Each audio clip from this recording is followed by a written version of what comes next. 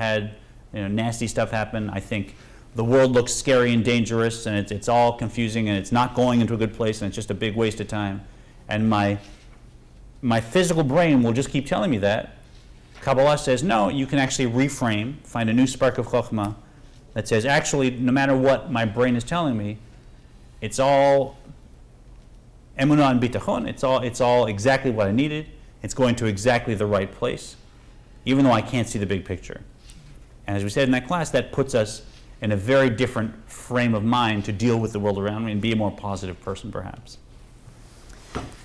So that's kind of a flash picture of what we've looked at so far. And I want to now look at how Label approached anger and actually bring in every one of these pieces to show you what sounded like a very simple explanation on the evening of his lecture really was harnessing each one of these ideas into a simple tool that really can work in real time in your life. And I promise you it can. Right? It reminds me of the anecdote, an elderly couple were having a heart-to-heart, and the gentleman asked his wife, how is it that you are so calm when I have so many outbursts of anger? And you just let it slide off your back and never seems to bother you at all.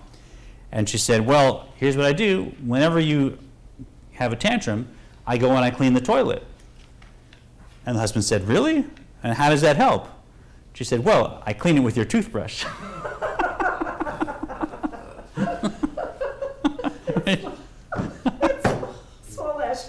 There you go. Yes, it is. I started with the one-liners. Now I'm up to the four-liners.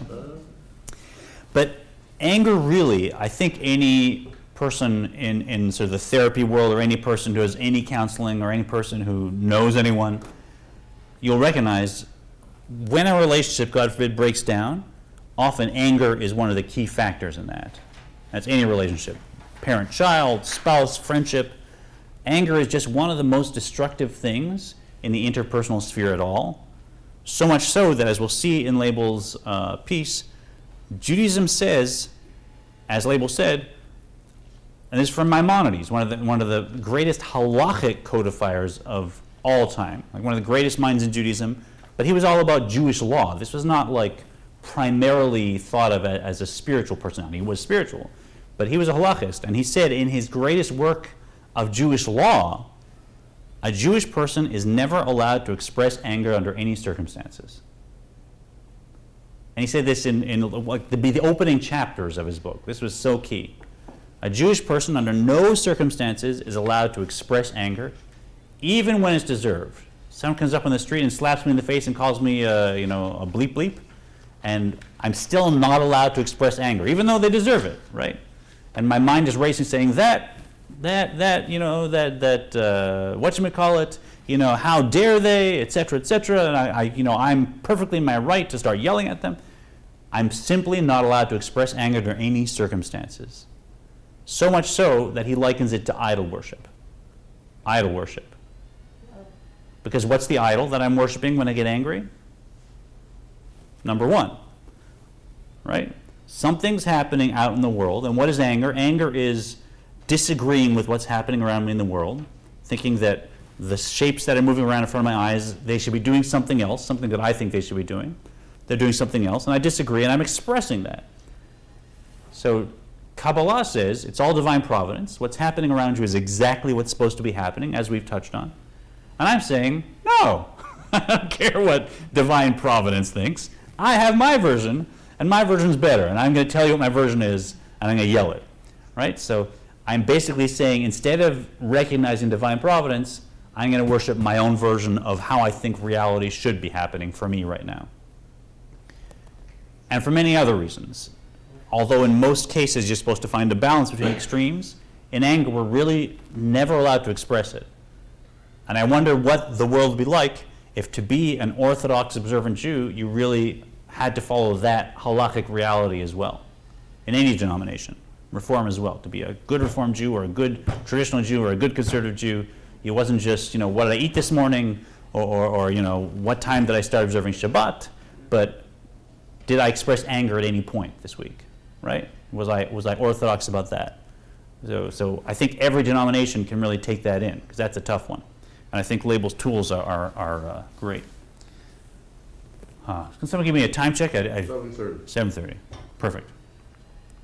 So let's before we get into his text, let me share you a little about my work with label and a little bit about an insight into my past. You know, I grew up in a household where yelling was not unheard of. It was a pretty common thing. And I myself grew up kind of having outbursts of anger and that just being a part of my personality, not liking it, but thinking that's what you do when something gets you angry. And also I worked in theater for many years where you know, let me say that You have to call about it. yeah, you know, flamboyant and extravagant expressions of emotion are not entirely frowned upon in that community, right? So it's not, you're not really pushed to like rein in your most dramatic instincts as an actor. So you think of it as almost as a strength that I'm a fiery person. So in my interpersonal, I really had, I'll say, a problem with outbursts of anger that I thought was absolutely permanent. And I'd done my share of therapy and done my share of soul searching and you know, Zen meditation and karate and reading Buddhist texts and et cetera, et cetera. I wasn't a non-spiritual person. I worked on myself. But anger, I put that in a category, that's just who I am, I can't change it, right? My best tool was, if I'm going to really blow my top, try and leave the room before I do, right? That was my most mature. So now we know why you're teaching us this. Absolutely, yeah. That's how I met label, right? So Great. at one point I encountered label, and I thought I was going to learn, you know, Kabbalah and spirituality. And our first meeting, he said, well, what are the 3 most destructive things in your life? What are the 3 biggest problems that we should work on in our time together? So of course number 1 was anger, and I forget 2 and 3, whatever they were. But I said, of course, I mean, I tried anger, and we're not going to be able to really shift that, but that's probably the biggest problem. And then I also have this. And he said, okay, well, if anger is your biggest problem, let's start with that.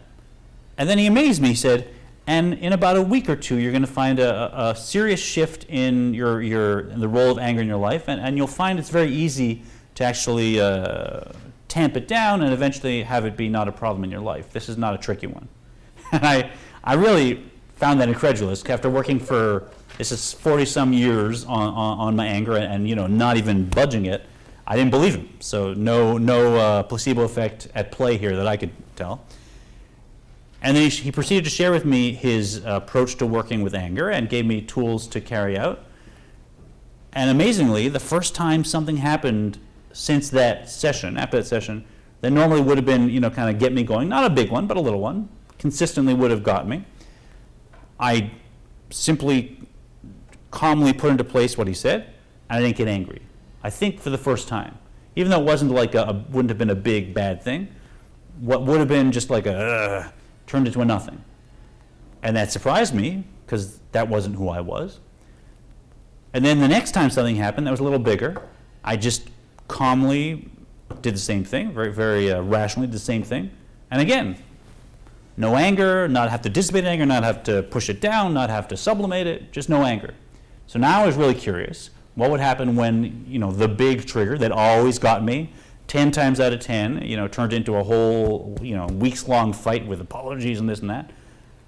And lo and behold, it happened. And I'll share with you, I mean, how ridiculous it is. The thing was, I hated being ignored, right? That was what got me. If someone ignored me, right? And literally, my wife was on the phone with a cancer patient. Can you imagine, right? And I knew I was trying to talk about some self-centered thing, and I knew she was on the phone with a cancer patient. How important is that? Like the most important thing. And still I knew I was going to blow my top and get angry because she ignored me. Like, can you believe the degree to which, as you say, my nefesh b'ami was rationalizing this stance that that's just who I am, right? I'm right. And so I put this into place, and for the first time in my life, in that situation, I didn't blow my top. So then I was a devotee, and I kept kind of going into it and using the technique again and again, and over months and years, just the anger kept doing this and this until I wouldn't even say being angry is like a major issue in my life right now, thank God, and I keep trying to work on it. But it's so simple but so effective because it is harnessing the fabric of who we are as Jews, the fabric of our soul as humans. Yeah? So there's my endorsement. Let's open up page 222. Oh, did you show the Robert De Niro picture at some point in that? We can. Yeah, let's put that. Mastering anger. Oh yeah, Raging Bull. Oh, such a good movie. My God, he's so young. There you go, Mastering Anger. Here we go. And let's go to Label's text. So here we are, page 222. When we start, you can read from Counselors. Counselors frequently advise their clients to release their anger, as though it were a caged animal that needed to be exercised. On the other hand, they also point out that anger is a perfectly natural feeling. The Hasidic explanations of Kabbalah teach that anger is neither locked up nor natural. Releasing it only makes it stronger. In fact, the sages teach that anger has no redeeming qualities whatsoever. So it's interesting, the way we project something, the way we picture it, will affect how we experience it. So if we have decades and decades of specialists telling us that you need to vent anger or you'll blow up and burst like a balloon, then we'll experience anger as something that's inside me that will grow and grow and grow into pressure, and then if I vent, somehow that pressure will be relieved. And then it'll grow and grow again the next time, right? That's how we can experience it if that's how we project it. But Judaism says that's not what it is. Anger is not something that is bottled up inside that needs to be vented, although if you for decades think it is, you may experience it that way. If you think of it as a misfire of the sefirot, as a almost toxic byproduct of your flow of the spiritual into the physical, now there's nothing inside of me, right? I'm either producing anger or I'm not producing anger. But there's no balloon, there's nothing inside of me. So we can find a new metaphor, and that already is going to help us approach it. The ancient spiritual traditions of Hinduism, Buddhism, and Judaism all regard anger as destructive and proscribed, not allowed. And if we are prepared to borrow from these traditions in so many other ways, why ignore the teaching on anger? Yeah, so many people in our community are very interested in all kinds of spiritual pathways, whether it be yoga, meditation, Buddhism, and yet, whether from Judaism or the other traditions, we sometimes can be spiritual tourists and take the very feel-good, what do you call it? Affirming. Self-affirming, very good, self-affirming pieces, but the challenging pieces that require me to self-examine and grow, I don't necessarily want to take those. So all traditions say anger should not be expressed. Negative. My mom advises to always choose the middle path and to avoid extremes. Yet one of the exceptions he cites is the case of anger. In this instance, he advises angry people to practice the virtual opposite, to passivity in the face of provocation. In his code of Jewish laws called Mishnah Torah, So chapter 3 from Hilchot Deot. he writes, anger is an exceedingly bad passion, and no one should avoid it to the best extreme. One should train oneself not to be angry even for something that might justify anger. Right? And it's not, by the way, the same as turning the other cheek. Right? We do still defend ourselves. We do still take care of situations that are wrong, but we do it without anger. We master our anger, and then I can still say, no, please don't say that to me. I can still say, I'm sorry, but I need you out of here, or whatever it may be, but I can say it from a place of strength and not with anger. Right? You can see, Right. yeah. Well, maybe not even calm. I mean, it might be with a proper ferocity if it needs to be, but that ferocity can come from a sense of gvura and protecting what's right, rather than anger and venting myself on what I perceive as wrong. Yeah. You're controlling rather than reacting. Okay. Yeah. Go ahead, the Tanya. The Tanya goes even further and states that whoever expresses strong anger is practically worshiping idols, because in the very moment of anger, his faith has completely departed from him. As we said, the world is doing one thing. I think it's the wrong thing. I think something else should be happening, so I'm getting angry. So my sense that the world is divine providence, my basic faith as a Jewish person from a kabbalistic perspective, has left me, and I'm worshiping number one. In part 2, we explored emotions in terms of 7 basic and concise sefirot. Anger is not on this list. Kabbalah views anger as a hybrid. It is a product, not a raw spiritual material. For anger to be expressed, the mind flows of Chokmah and Bina have to interpret a situation through the workings of the ego self, the nefesh, the hamet. The factor has to elicit emotions, with a controlling emotion, gevura, dominating, resulting in a defensive or offensive stance. The yesod flow has to commit to a dominating netzah to stem the perceived threat. Finally, malchut has to express the words or behavior of anger. So, that was a lot of terminology, but we understand this now, right? So let's go through. For me to be angry, I don't have to have some balloon puffed up inside. It's a flow of my sefirot in my soul that flows out as expression. It starts, of course, with Chokhmah and Bina. So someone, I come into temple and someone is in my office sitting in my chair. And so now how do I interpret that, right? Is this person there because I won $5 million and they're there to war to me, or are they there because they're angry with me and they're sitting in my chair as a show of defiance, right? I have no idea. I'm going to interpret one or another, a neutral situation, right? It could be anything. So first I have to interpret whatever it is, right? We talked about that, the you're on candid camera moment, right? Where something was happening that was so frustrating and so ridiculous to a person over and over again on this TV show. And then when they were in a fit of rage, all one had to say was, smile, you're on candid camera. And suddenly they realized, oh, wrong spark of chokhmah. What I thought was a pizza person being ridiculous to me, or whatever, was actually, I'm on television, they figured out something that was going to get my goat, my whole family's in on it, wow, how amazing, everyone's paying attention to me, ha ha ha, right? Suddenly a new spark of chokhmah and everything changed, right? So to be angry, you have to have that first spark of chokhmah going to Bina and saying, as you said, I'm going to interpret this through nefesh b'amit. This is challenging my ego. This is challenging myself. Then, not just chokhmah bina, but dat has to engage, which creates emotions. And that has to engage gevura and say, I'm going to be strong about this. I'm going to resist this. I'm going to push back against this. So I've got chokhmah bina interpreting. Now I've got dat, fire, and gevura. Then finally, my yesod flow is going to say, wait, I'm going to favor hod here, I'm going to favor netzach here. This is not the time to sit back and acknowledge and say, I wonder why the people are doing this. This is netzach. I'm going to charge forward, I'm going to leap across the interpersonal boundary with my lance like a knife, and I'm going to, knock them off their horse. That's what I'm going to do. So you see how immediately all the sefirot align to create anger, flowing from chokhmah through dat, through gevura, and then finally netzach pushing out. And then malchut has to express the words, and then I start saying, what do you think you are? And off we go, right?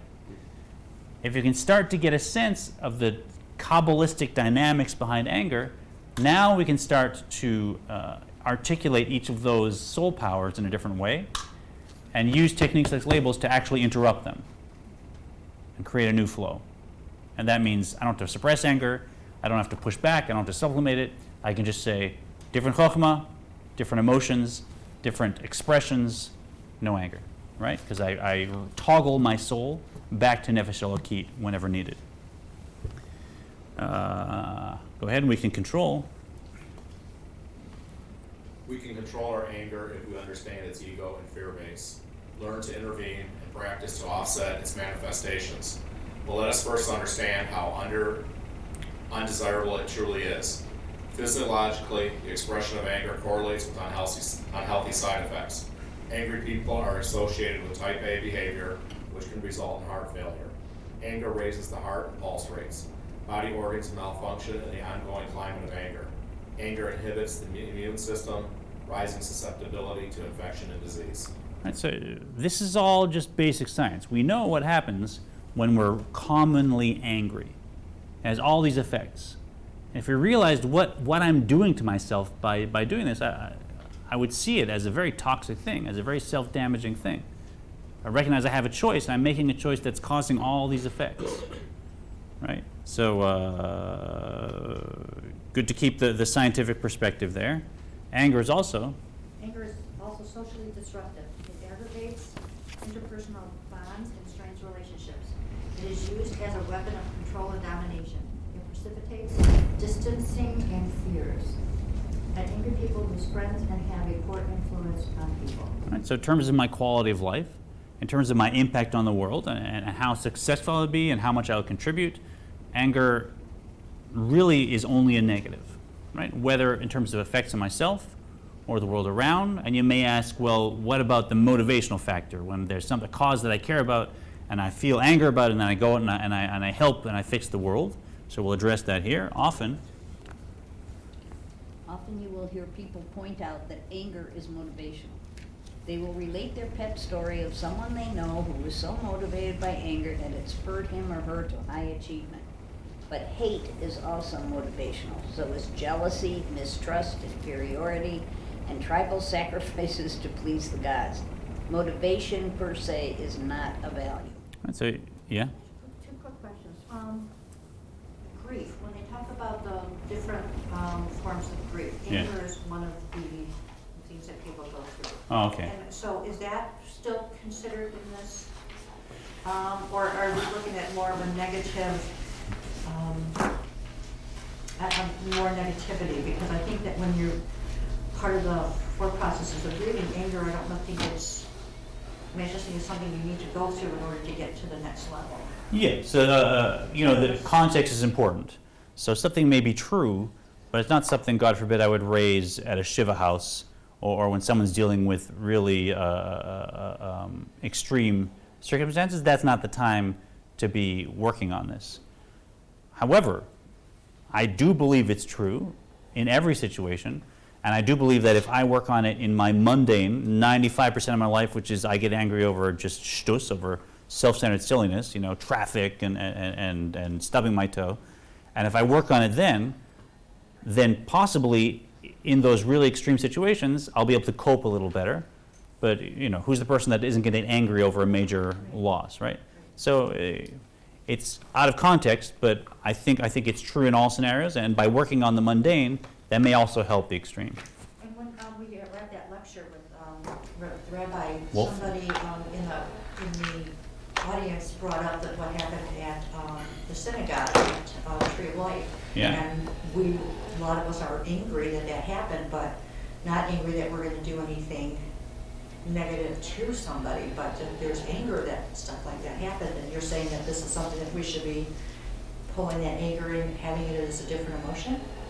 I think that even in that situation, we can be just as effective in fixing, changing, protecting, putting out what's right, and even more effective if we do it without anger. You can be motivated by something that is clearly tragic and wrong, and I can feel even a sense, let's call it bitterness, that things are not right and I have some role in fixing it. But inevitably, when I've gotten angry, I can't think of a time in my life when it made me truly more effective. Not truly more effective, right? Maybe I got my way and maybe I felt justified, but I don't think there's a time when it's really important when being cool and calm and motivated is less effective than being hot under the collar and angry. Yeah. I have to leave, but I just want to add one thing. I think that whole thing about grief and anger is meaningless. How so? I lost my wife 2 years ago and I was never angry. Huh. And I went through it and I understood why, and I understood God has a plan, and I understood she did everything she could, and who was I going to be angry? Where was I going to direct her? Well put. But God or my wife. Yeah. You can't be angry. It's no good for you. Good for you. Yeah, no, I got to fly. Okay. Have a good night. Thank you. Be careful out there. Very nice.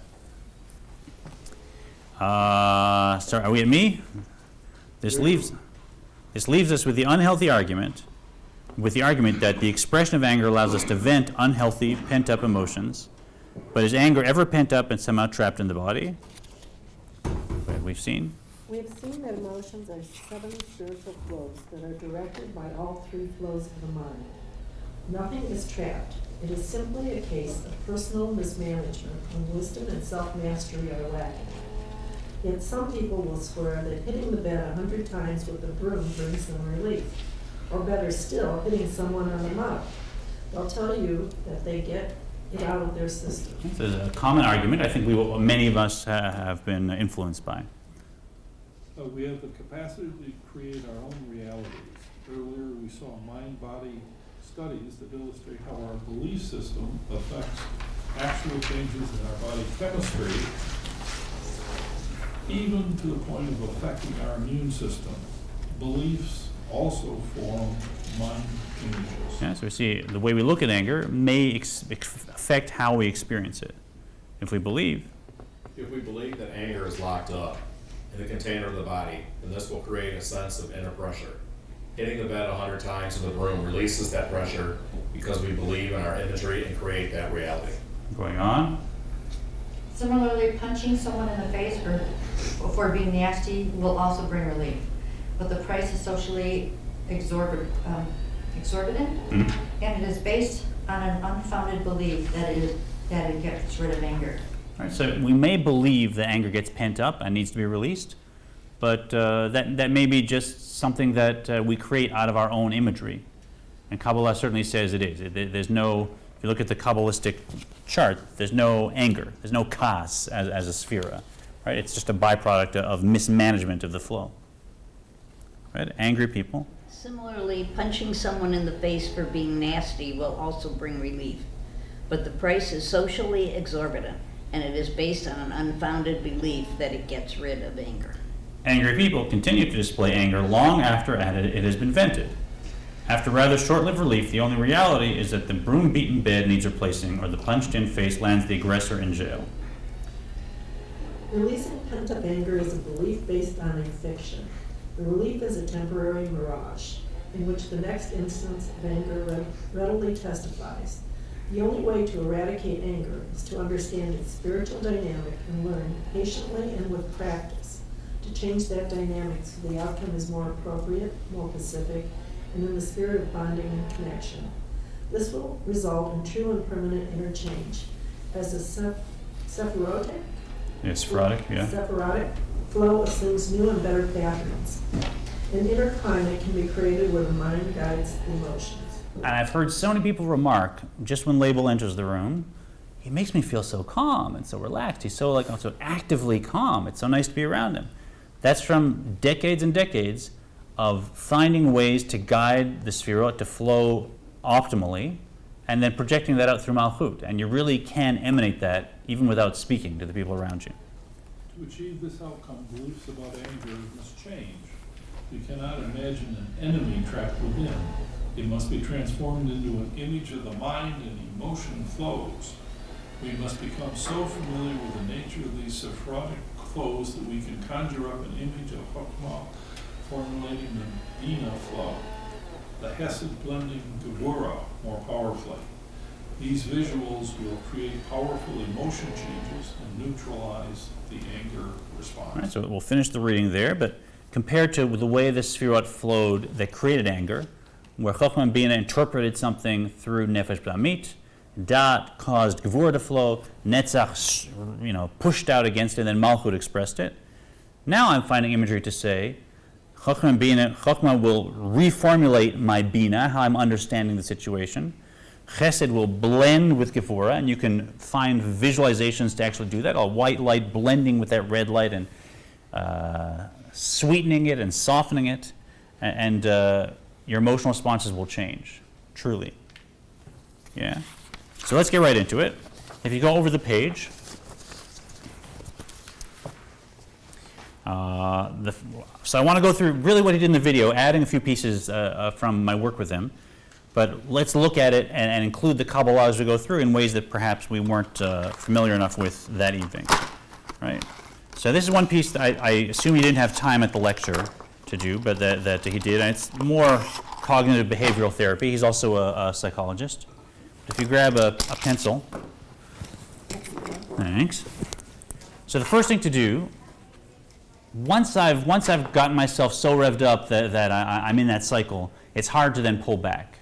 It's much easier to stop the snowball just as it's rolling at the top of the mountain than to wait until it's halfway down and is weighs 3 times as much as I do, right? So in the management of anger, one of the keys is being aware of when I'm just starting to have my temperature rise.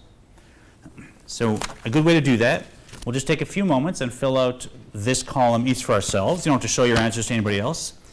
But go through, in the first column, let's put down what are the places I'm typically in when I make myself angry, right? So what rooms, what locations, what scenarios, you know, is it that meeting? Is it that person's house? Is it in my car on the road, right? So let's put places in there. Then the second column will put phrases that I hear. When someone says that to me, oh, you know, how many times has that started? Whatever it is, you know, you're so, I don't know what it is, right? What are the phrases that I hear that cause me to make myself angry? In the third column, let's put self-talk, language that you'll say in your own mind. Before you're getting angry, typically I say to myself, oh, if I just wish you'd understand whatever it is, right? So let's just take a few minutes to do that. Oh, and Adam, can you put this up on the screen so people at home can print it out? And Just did. great. So just print that out, come back, and you'll be right with us.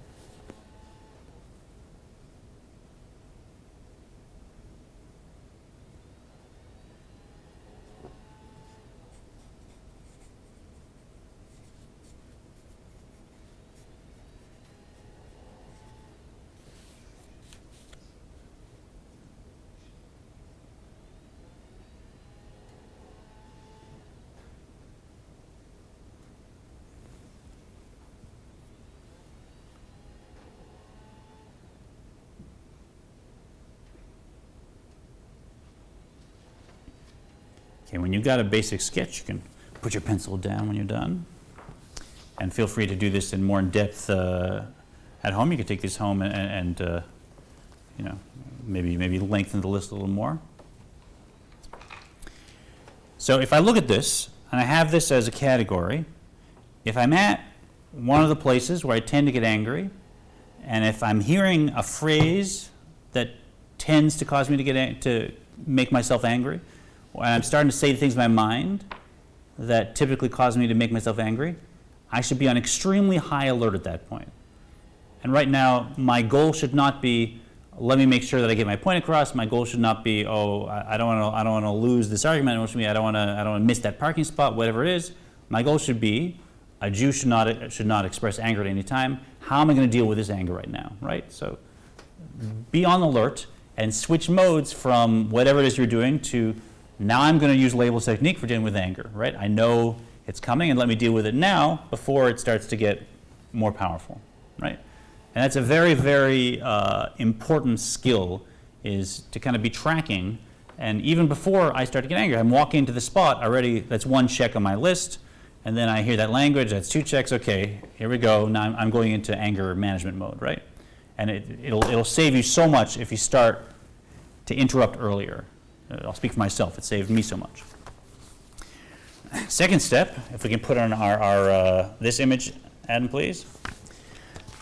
Second step, again, this isn't something we heard in the lecture, but something I did with my work with label. Once I've recognized I'm in a scenario where I tend to make myself angry and my temperature is starting to rise just a little, now the first thing to put in place is this phrase, words are to anger as fuel is to fire. Words are to anger as fuel is to fire. Right? It's sort of drawn from Proverbs, and it's so true. Right? Once I've started to have my temperature rise, I think if I just say the right thing, if I just rephrase it, if I can just make them understand how wrong they are, whatever it is, I'm just throwing words out, and I may as well just be lobbing, you know, new wood onto a raging fire. It's the only thing it's going to do is cause the fire to rise. Right? And I'm not talking about like a passive aggressive that I'm not talking to. I mean just recognizing at this point my ability to help things through words is zero. And in fact, anything I say is just going to add fuel because right now my temperature started to rise. So step B is take a moment and actually just stop expressing, stop talking, and then put step C into place. And this is the really the kabbalistic piece, and that is ask yourself the question, what is it that is causing the other person to do or say what they're doing or saying? Simple question is that. What is it that is causing the other person to either do or say what they're either doing or saying? And truly ask yourself that question. Whatever the situation is, stop, don't say anything, and then ask yourself that question not as say a mantra, not as just I'm going to repeat this in my mind, but really inquiring, really trying to figure out, okay, this person's honking at me, yelling at me on the street, I wonder if, maybe their wife is giving birth and they have to get to the hospital and they just want me out of their way, or maybe there's a gorilla on top of my car that I didn't notice, and they're trying to stop me to not hurt, whatever it is, right? It can be accurate, it can be inaccurate, it can be insightful, it can be off base. It's completely immaterial how accurate my answer may be that I come up with, as long as I just keep asking. Keep trying to figure out, why are they doing or saying what they're doing or saying? And why doesn't it matter? And why does this affect anger? Because if you try to figure out what they're doing, you become more logical. Very good. So the first thing is I'm interrupting the emotion, and I'm inserting a intellectual flow. So immediately the emotion takes a break and the intellectual flows, and I'm trying to figure something. So I'm giving myself an intellectual puzzle. So that's one important piece of why it helps. There's a second piece, however. What am I focusing on? You're focusing on them. On them, right? And which soul likes to focus on them? The godly soul, yeah. So if I'm focusing on me, even if I'm being intellectual, that's still usually nefesh b'amit, right? How can I get out of the situation? Why are they wronging me? What should I say to them? It could be gvura, but nefesh b'amit, right? So the self-centered soul. Oh, the animals. Yeah. Okay. The moment I say, why are they doing or saying what they're doing or saying, now I have an other-centered focus, and now my chokhmah has immediately switched. Not only have I inserted an intellectual flow to interrupt the emotions, but I've interrupted the flow of chokhmah itself that was the life force of those emotions, because those emotions still have their chokhmah seed within them, even as they're becoming sort of independent emotions. So I'm interrupting that flow of chokhmah, and I'm creating a new flow.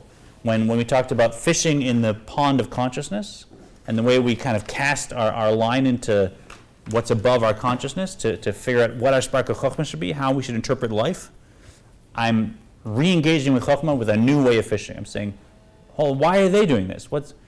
And immediately what's happening is, instead of the chokhmah of nefesh b'amit running the show, now it's chokhmah of nefesh elokit. It's the other-centered chokhmah. And not very trick question, which one of the two souls experiences anger? The animals. Yeah, the animal soul, and only the animal soul. The divine soul does not experience anger, right? The divine soul does not have an emotion of anger. So the moment you reframe and have the spark of chokhmah for the divine soul, now you change the whole game. Now you're reinterpreting intellectually, and perhaps a new emotion will flow based on your anger, or maybe not. But the old emotion will suddenly, you don't have to struggle with it, you won't have to dissipate with it. Suddenly you'll find what was rising is just gone. Just gone. And it's just a kabbalistic reality. It's just the dynamics of how our soul flows. It's as simple as that, right? So step one, know when and where and how I speak to myself, so I'm ready for it. Step two, words are anger as fuel is to fire. Interrupt. Right? This is not going to help. Whatever comes out of this mode of expression is not going to help. And then step three, ask the question that reframes the whole thing. What is it they're doing or saying? What is causing them to do or say what they're doing or saying? And really continue to inquire and think about it and push yourself. Really consider it an important puzzle to work out and look at the details. Right? The more you can get yourself engaged in that, suddenly you'll kind of open your eyes to the situation and no anger. No anger. You don't have to vent, and you don't have to struggle against, you don't have to push back, just no anger. It's astonishing to me. You've got a smile on your face there. The first thing I learned in marriage is never, ever try and tell a woman why she's mad at you. Sure, yeah. How many years have you been married? A total of 52 There you go. with two. Yeah, so the trick here is integration, right? You got your mind and you got your emotions, and the animal soul, the emotions just go in the mind's like, okay, you know, whatever you say. And we really want to integrate them so that the mind becomes the compass, and the heart becomes the energy, and now that compass is driving the energy, right? And if I do that and do that and do that, certainly every time I interrupt anger, I'm laying down a new pathway, and I change who I am, and I change how I respond. Does this make sense? Yeah?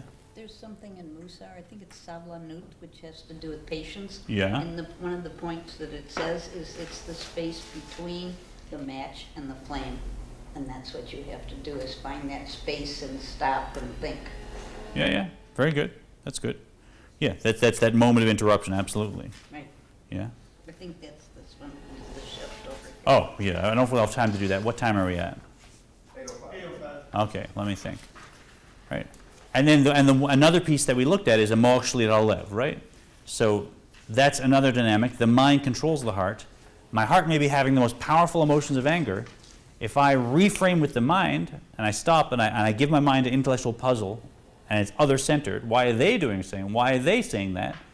Suddenly the mind will just by nature control the emotions. I don't have to be a master of meditation. My mind, by its nature, controls the emotions, right? If I could be in the middle of the worst fight, and the doorbell rings, and there's a delivery person there, and suddenly, boom, fight's over, we sign the thing, we stop. Did I stop because I was some master of my emotions? Had I meditated? No. The moment we weren't in private, and it wasn't socially acceptable to be fighting, all that rage just put on hold, right? Because the doorbell rang. So our mind is always in control. If I'm acting out, if I'm yelling, if I'm whatever, at some point it's because I've decided to do it. I've decided to let myself do it. At no point is anyone actually lose control, right? We just let our emotions get to the point where it feels that way. But the mind will always control the heart, emotionally it'll live. So we're taking that element and putting it into play as well. That once I reframe chokhmah, now it's going to dissipate the anger emotion.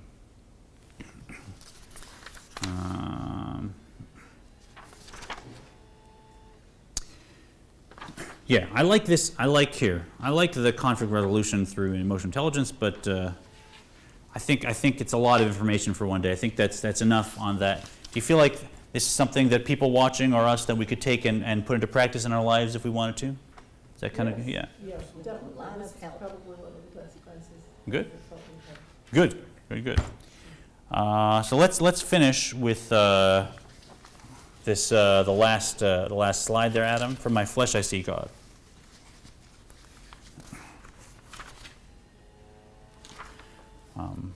So this is one of the beautiful ways that we take the information we've learned about ourselves, and we actually recognize that it's also projecting outward.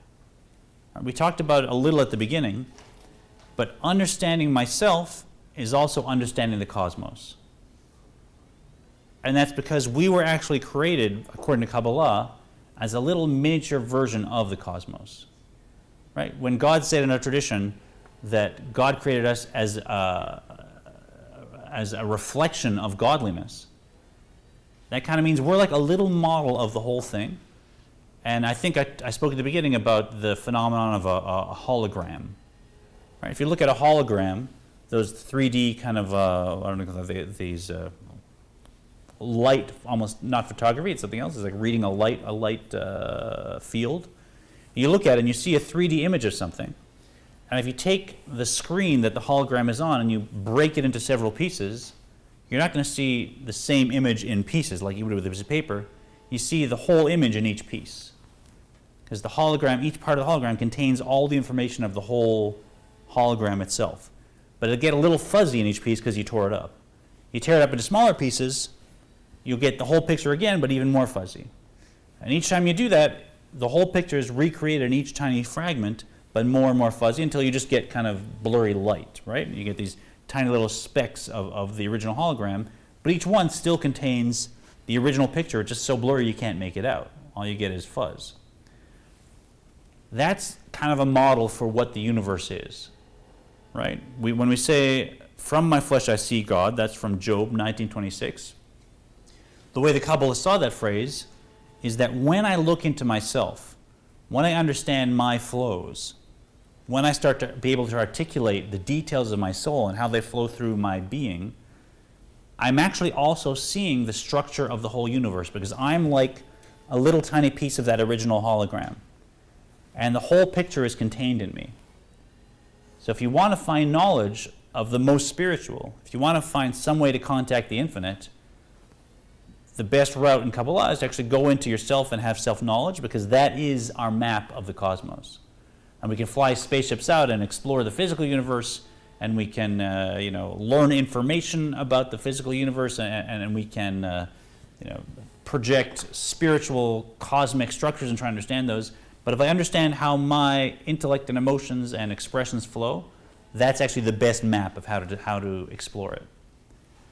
But it actually goes beyond that. It's not just gaining awareness and a picture of the universe. It's actually also affecting the universe, because it's interactive. I'm not just like a leftover picture that's not related. I'm still a little piece of the whole thing, say. So when I allow anger to flow, for instance, when I draw that spark of chokhmah and I bring negative energy into my being and into my sphere, I'm also allowing a certain negative energy to actually flow into the whole cosmos. When we talk about the higher worlds and the higher spheres, when I let myself get angry, I'm actually damaging, shall we call it, an aspect of the cosmos. And if that's true, all the more so the opposite. It's much more powerful. If I now replace a negative flow in myself with a positive flow, a constructive flow, then I'm actually drawing a light from the highest spheres down into the cosmos that no one else can draw in. So I may think I'm just affecting my own little bubble here, and I'm just maybe giving myself a better ride and a healthier life and a better perspective, and I'll be more productive in the here and now.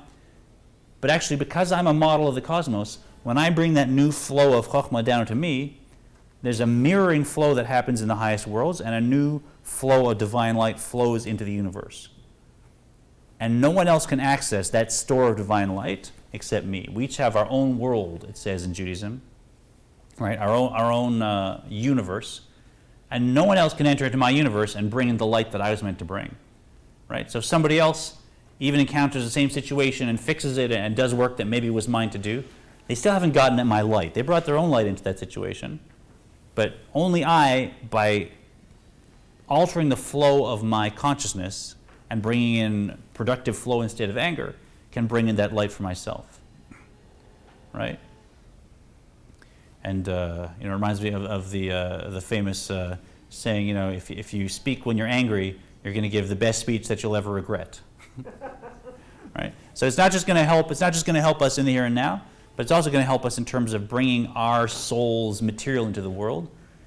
And after God willing, 120 years, when you get the higher perspective on your life and what you've done, we'll see the importance of every moment we had and of all the divine light that we had to access. That is really every situation, every interaction is an opportunity to bring something positive into the world. It feels like I'm just being a better person, but I'm actually being a channel for light to enter into the cosmos, according to Kabbalah. So why don't we finish with a little meditation. And this is our Emunah and Bitachon meditation, let's call it. We have, 5 minutes? 2. Can we take 5? Can we take 5? Is that all right? So the last piece we looked at was Emunah and Bitachon. And in Label's lecture, he finished his talk on anger with replacing the chokhmah flow of self-centeredness with the chokhmah flow of faith and trust. So whatever it was that perhaps caused me to get myself angry, I now have faith that I'm exactly in the right place, have the right past, everything's leading to a positive outcome. And it's a very different stance. So Label actually has a series on how to meditate, and he has a tool I'd love to share if we had time, but for now, just if you're comfortable, lengthen your back and close your eyes and just let your breathing slow down.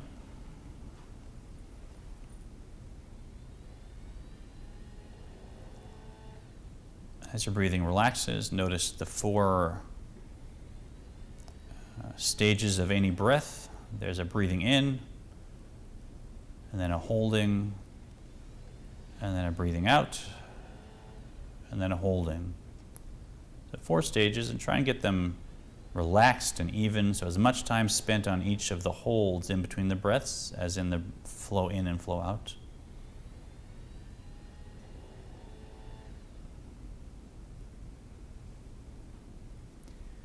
Notice that the air, if you can feel comfortable closing your mouth and breathing through your nose. Notice the air flowing in is cooler. The air flowing out is warmer. And just focus on that sensation just under your nostrils of the cool air flowing in, the hold, and the warm air flowing out.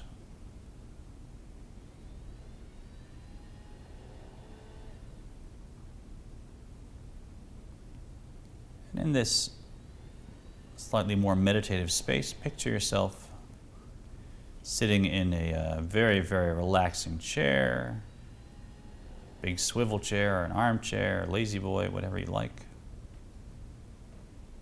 Just that total ease, snuggled up in one of your favorite places.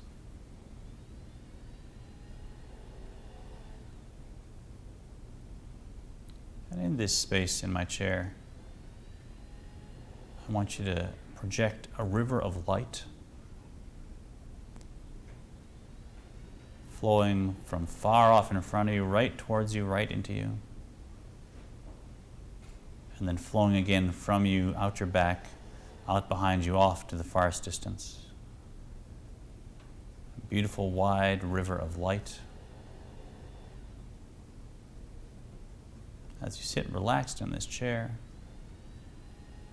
and it just flows through this space as we sit in stillness.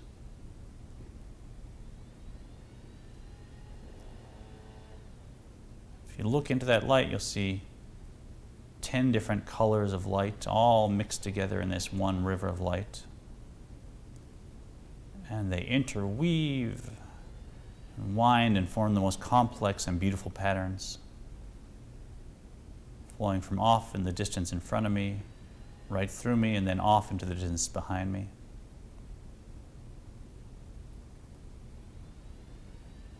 And there's even perhaps a sound. What sound does light make when these 10 colors weave against each other and sing? A beautiful, complex sound of the colors playing in the light.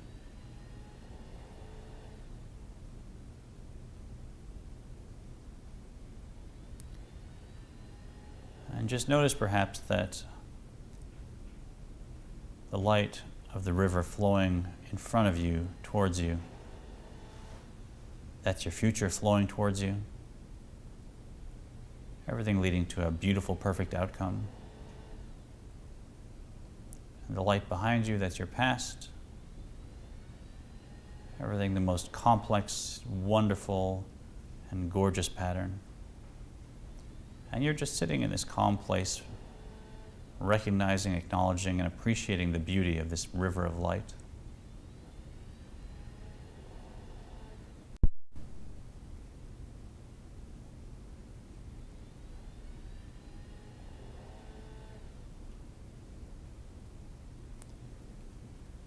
And let's have this be a spark of wisdom in our mind, that even when our eyes are open, and it seems like perhaps the world is doing just the opposite of this river, that we're always in this place, simply sitting still as a soul.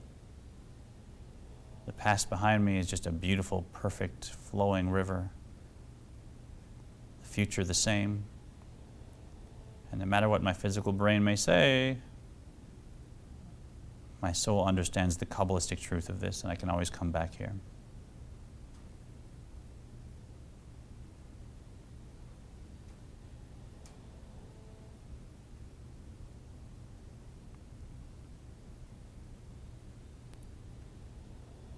We're going to call the river behind me Emunah, and the river in front of me Bitachon.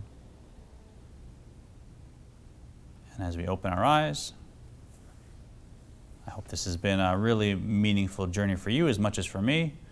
And I hope you can take these tools into your life and share with people around you. And feel free to email, ask questions. And it's been a real pleasure.